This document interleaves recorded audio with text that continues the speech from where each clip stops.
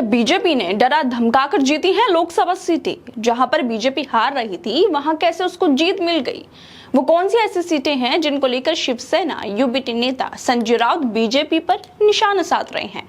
आखिर क्यों चुनाव नतीजों के बाद से लगातार ये सवाल उठ रहे हैं कि बीजेपी ने अधिकारियों को डरा धमकाकर जबरदस्ती अपनी जीत का परचम लहराया है? वरना मोदी मैजिक अब छूमंतर हो गया है। जहां नरेंद्र मोदी ने भाषण दिए वहीं पर बीजेपी एनडीए की हार हुई है।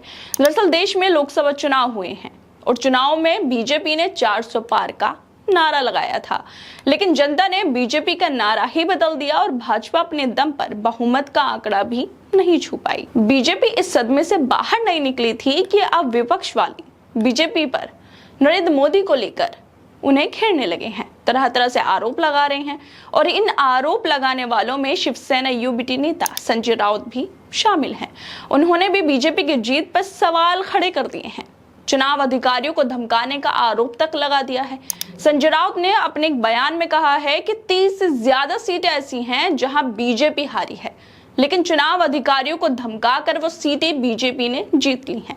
मतलब यहाँ पर संजय राउत साफ साफ बोल रहे हैं कि भाजपा ने चुनाव अधिकारियों को धमकाकर 30 सीटों को जबरदस्ती अपने कब्जे में कर लिया है, वरना वो 30 सीटें हार रही थी।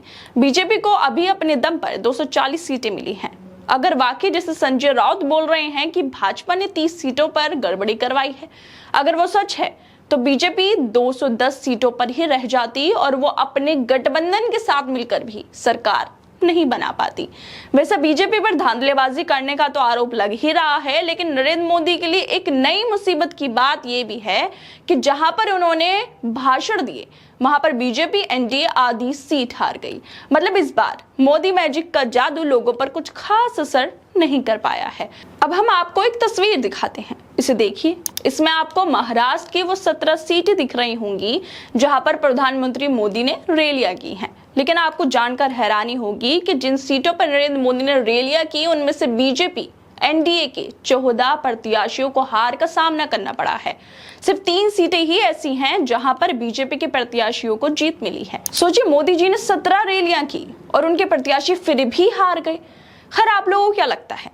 जिस तरह से सवाल उठ रहे हैं बीजेपी को लेकर, गड़बड़ियों को लेकर, और सवाल ये भी उठ रहे हैं कि जहां जहां पर मोदी जी गए वहां पर एनडीए या फिर बीजेपी आधी से ज्यादा सीटें हार गई है। आपको क्या लगता है इन सभी चीजों को लेकर? हमें अपनी राय जरूर दें और बाकी तमाम खबरों को देखने के लिए जुड़े रहिए हमारे साथ।